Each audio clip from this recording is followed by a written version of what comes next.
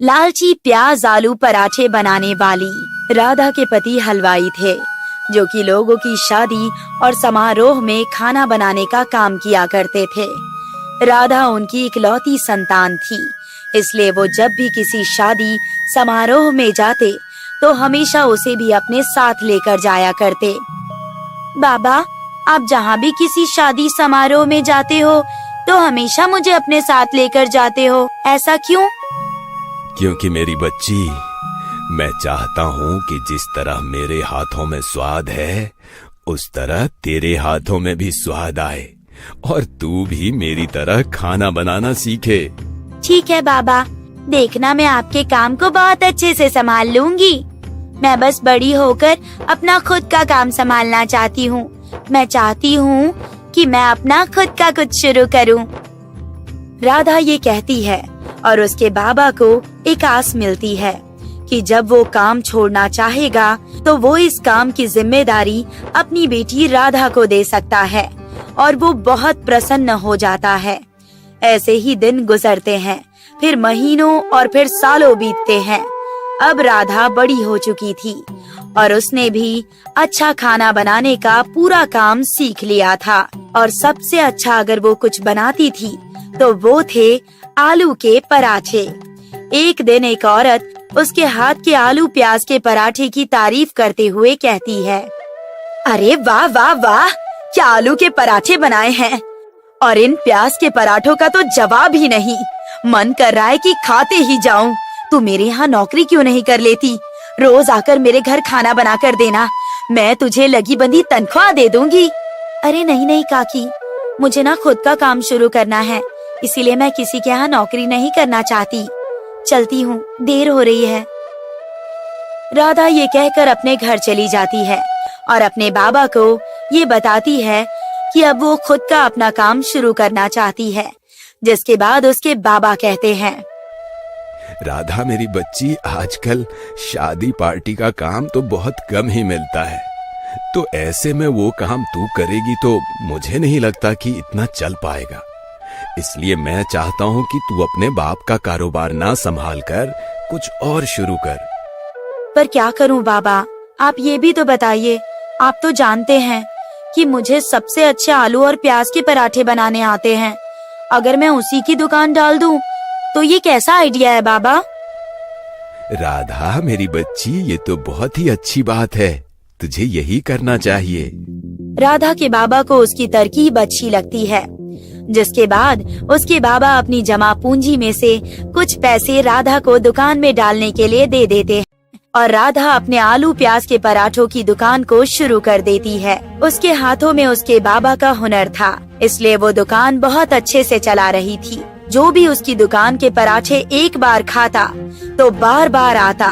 एक दिन राधा अपने आप से कहती है, वाह राधा रानी, तेरी एक छोटी सी दुकान तो बहुत अच्छे से चल रही है, लेकिन तुझे कुछ ना कुछ जुगाड़ करके इस दुकान को बड़ा करना होगा। राधा ये कहती है और फिर धीरे धीरे पराठे में झोल करने लगती है। कभी वो तेल घटिया इस्तेमाल करती है तो कभी देर रात को मार्केट जाकर सस्ते आलू और प्याज उठा लाती है, जो कि आधे सड़े गले हुआ करते हैं। एक दिन जब वो आलू प्याज को घर पर काट रही थी तो उसके बाबा उसे ये करता देखकर कहते हैं, अरे मेरी बच्ची, तू क्या कर रही है? तू जानती भी है क्या, ये आलू और प्याज खराब हो चुके हैं और तू इन्हें ग्राहकों को खिलाएगी तो उनकी तबीयत खराब हो जाएगी। पर बाबा, आप ही बताइए ना कि महंगाई इतनी बढ़ गई है। अगर ऐसे में मैं अच्छे आलू प्याज का इस्तेमाल करूंगी तो मुझे बचेगा क्या?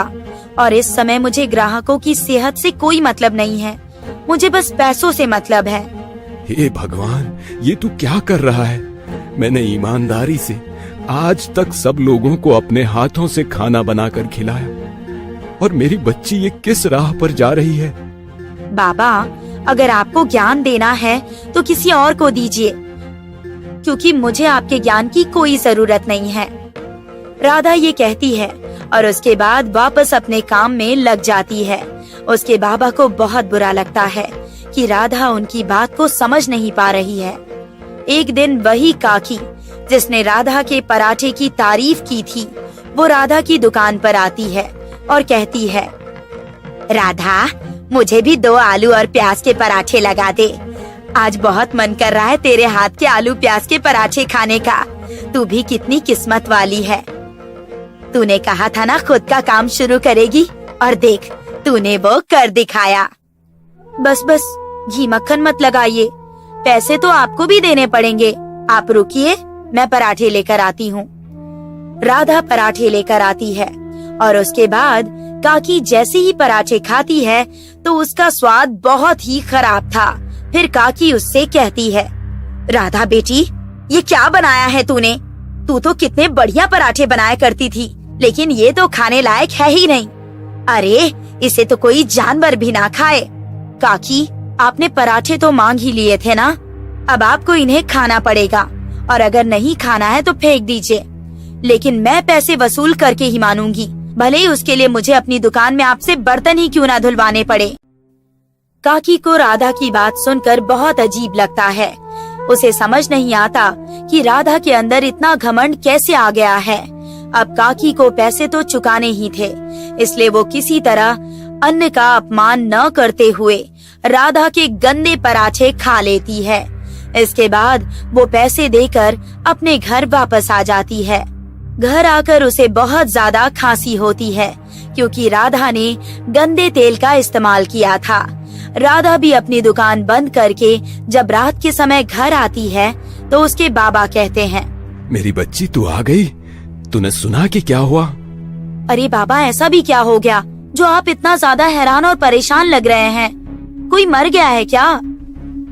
हाँ, वो काकी मर गई है जिन्होंने तुझे अपने घर नौकरी देने की बात की थी। सुना है वो बाहर से कुछ खा कर आई और उन्हें बहुत ज्यादा खांसी हुई। उनकी तबीयत वैसे भी खराब रहती थी और अब वो भगवान को प्यारी हो गई। हे भगवान, कहीं वो मेरे हाथों के पराठे खाकर तो नहीं मरी? खैर, मुझे क्या, वैसे भी बुढ़िया की उम्र तो हो ही गई थी। राधा ये कहती है और उसे काकी की मौत का कोई भी दुख नहीं होता। ऐसे ही दिन गुजरते हैं और अब राधा की घटती पराठे की क्वालिटी की वजह से उसकी दुकान पर कोई नहीं आया करता और राधा पूरा दिन अपने दुकान पर बैठकर मक्खी मारा करती। लेकिन राधा ने जिद पकड़ ली थी कि वो अपनी दुकान बंद नहीं करेगी और एक दिन उस दुकान का मालिक दुकान पर आता है। राधा, तूने 2 महीने से इस दुकान का किराया नहीं दिया है। अगर तुझसे दुकान नहीं संभाली जाती है तो खाली कर दे, मैं किसी और को दे दूंगा। मालिक, ये कैसी बातें कर रहे हैं आप? एक तो मुझ जैसी गरीब ने इतनी मेहनत करके दुकान को खोला है और आप इसे बंद करने की बात कर रहे हैं। राधा, मुझे फर्क नहीं पड़ता कि तू दुकान को खोल या बंद कर, लेकिन मुझे मेरा किराया वक्त पर मिल जाना चाहिए। अगर 1 हफ्ते के अंदर तूने मेरा किराया मुझे नहीं दिया तो मैं तेरा सामान निकाल कर बाहर फेंक दूंगा। मालिक ये कहकर वहाँ से चला जाता है। राधा रोती रह जाती है, क्योंकि अपनी खुद की दुकान खोलना ही उसका सपना था। वो नहीं चाहती थी कि ये दुकान उसके हाथ से जाए। वो घर जाकर बहुत रोती है। फिर उसके बाबा उससे कहते हैं, क्या हो गया मेरी बच्ची? तू इतना रो क्यों रही है? सब ठीक तो है ना? बाबा, मुझे मेरे कर्मों की सजा मिल रही है। आप जानते हैं कि मैं बहुत गंदे आलू और प्याज के पराठे बनाने लगी थी ताकि मैं ज्यादा बचत कर सकूं। लेकिन ग्राहकों ने मेरी दुकान पर आना ही बंद कर दिया और मैंने इतने घटिया सामान का इस्तेमाल किया कि बेचारी काकी की तबीयत बिगड़ गई और शायद उनकी मौत मेरी वजह से ही हुई है। मैं हार गई बाबा।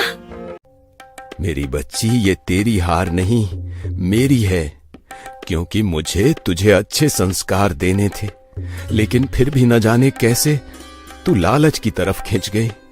राधा रोने लगी और बाबा उसे चुप कराते हुए कहते हैं, मेरी बच्ची, मैं भी नहीं जानता था कि काकी की मृत्यु की असल वजह क्या थी, लेकिन मैं तेरी दुकान बंद होने का कारण तो जानता ही हूँ। पर अभी भी समय है, हम इस दुकान को बचा सकते हैं अगर हम फिर से अच्छा खाना बेचें और उसका अच्छे से प्रचार करें, तो तेरे आलू प्याज के पराठे की दुकान फिर से चल निकलेगी। बाबा, मेरी दुकान को बचा लीजिए। मैं वादा करती हूँ कि आज के बाद दोबारा कभी लालच नहीं करूंगी, ग्राहक को भगवान का रूप मानूंगी और उनका आदर सत्कार भी करूंगी। बाबा को राधा की बातों पर यकीन आ जाता है, जिसके बाद राधा के बाबा भी उसकी दुकान पर जाने लगते हैं। और वैसे ही राधा के बाबा की इज्जत पूरे गली मोहल्ले में बहुत ज्यादा थी। सब जानते थे कि राधा के हाथों में स्वाद हो ना हो, पर उसके बाबा के हाथों में भरपूर स्वाद था। जिसके बाद राधा के बाबा कुछ दिन उसकी दुकान पर पराठे बनाते हैं।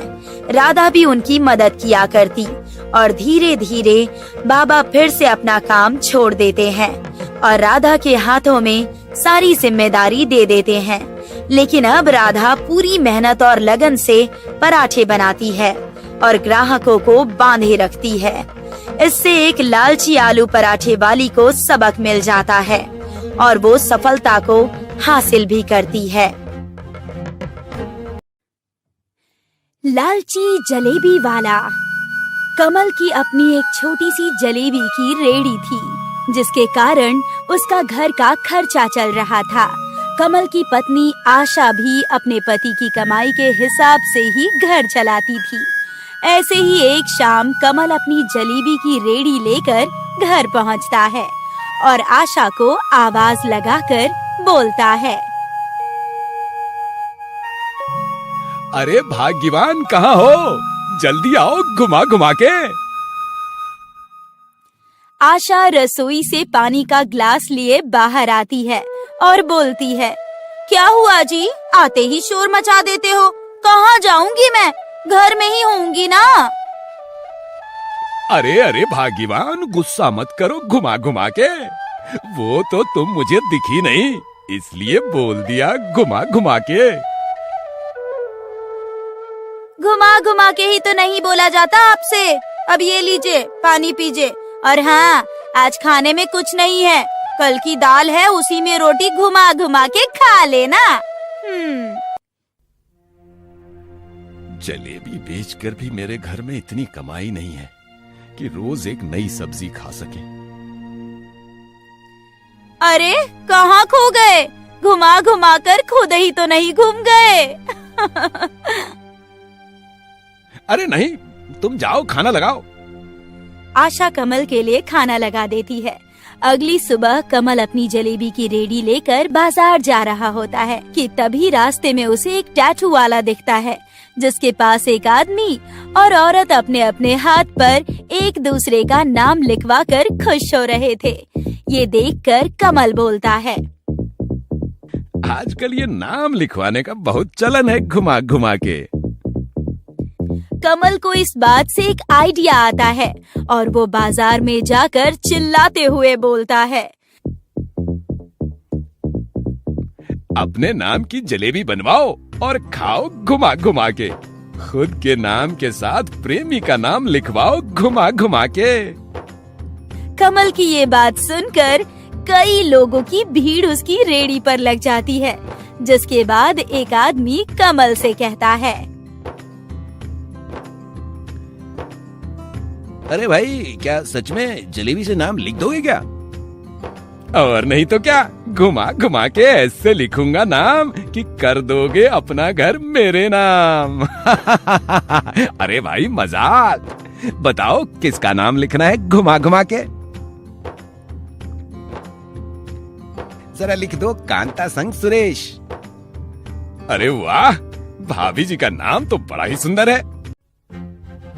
भाभी जी नहीं है, वो हमारी पड़ोसन है। इतने समय से भाव नहीं दे रही, क्या पता तुम्हारी नाम वाली जलेबी देखकर शायद भाव दे दे। दैया रे दैया, अभी लिखते हैं घुमा घुमा के।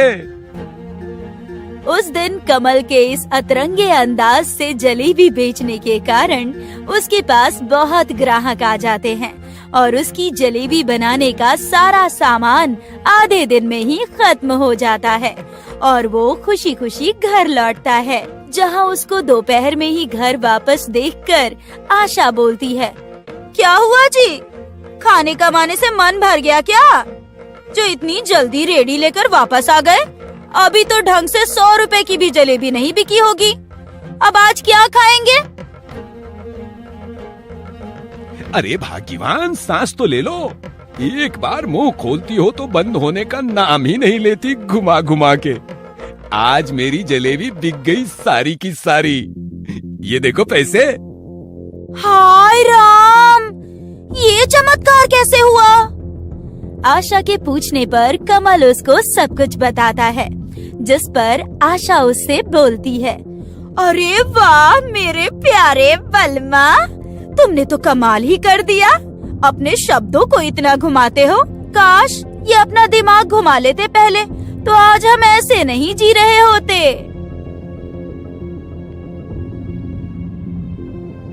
अच्छा, देर आए दुरुस्त आए।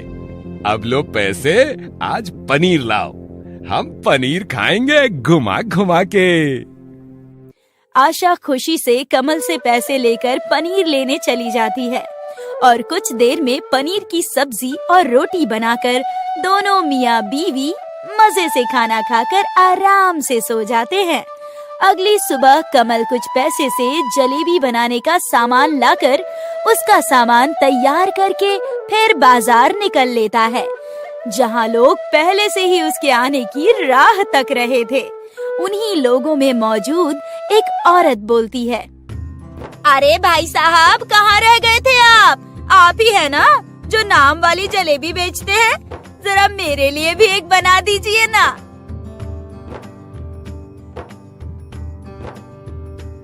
अरे वाह, आज लोग मेरा इंतजार कर रहे हैं। इस बात का फायदा उठाना तो बनता है कमल घुमा घुमा के।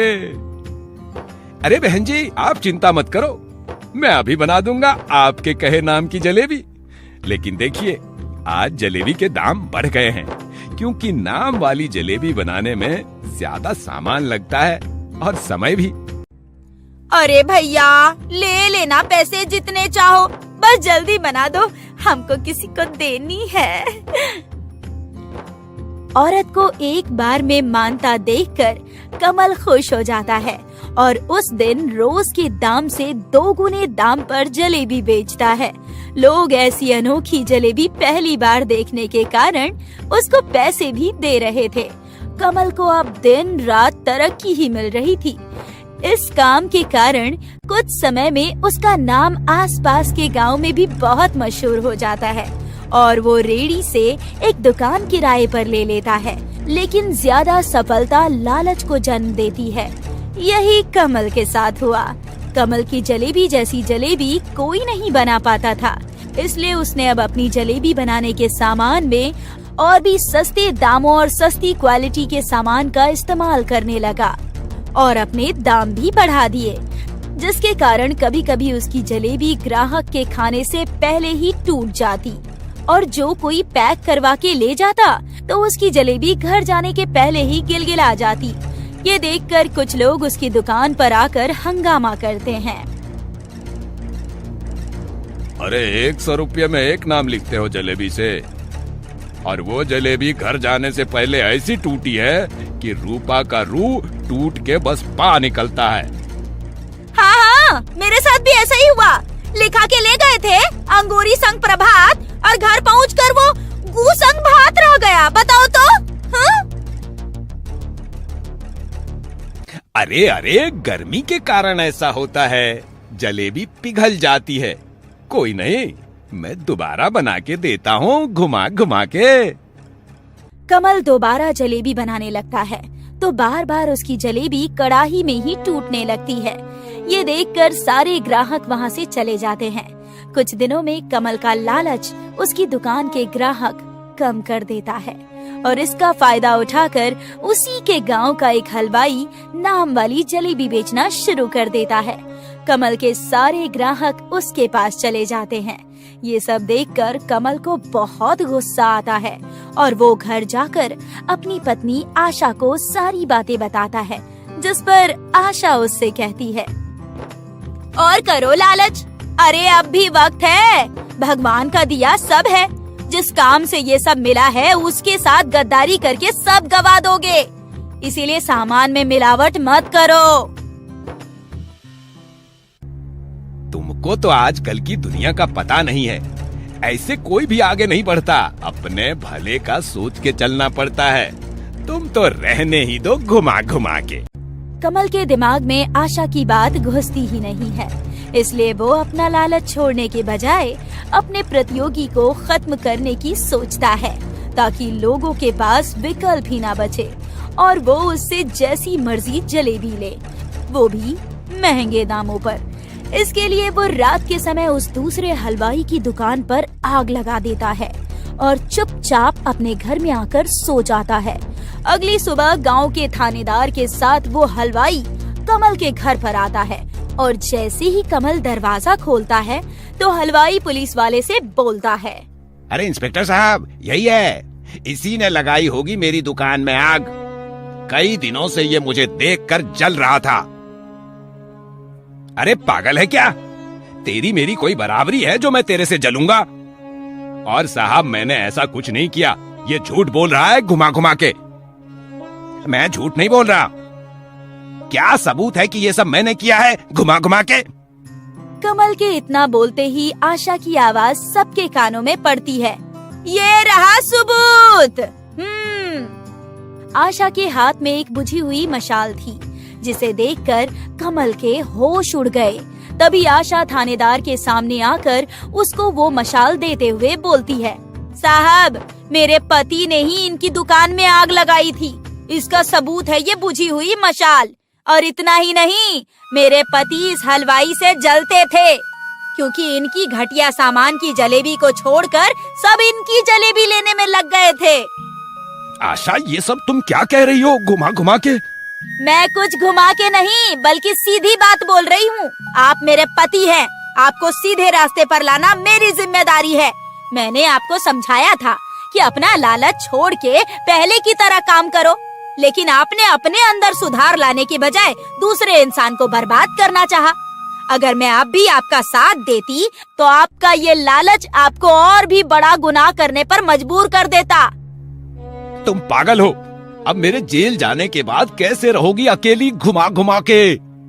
जो काम आपने गलत किया है वो सही करवाऊंगी मैं। साहब, ले जाइए इनको, जाइए। आशा की गवाही के कारण कमल को किसी दूसरे की दुकान जलाने और नुकसान करने के लिए जुर्माना और जेल होती है। तो वहीं अब आशा अपने पति की दुकान को संभालती है। अच्छे सामान से जलेबी बनाकर वो बेचने लगती है। कुछ समय तो उसके पास लोग नहीं आते, लेकिन उसकी ईमानदारी और मेहनत देखकर लोग उसके पति के किए को भूलकर एक दूसरा मौका उसे दे देते हैं और उसके हाथों की जलेबी लोगों को खूब पसंद आती है। भले ही आशा साधारण जलेबी बनाती हो, लेकिन इससे उसका गुजारा ईमानदारी से हो रहा था।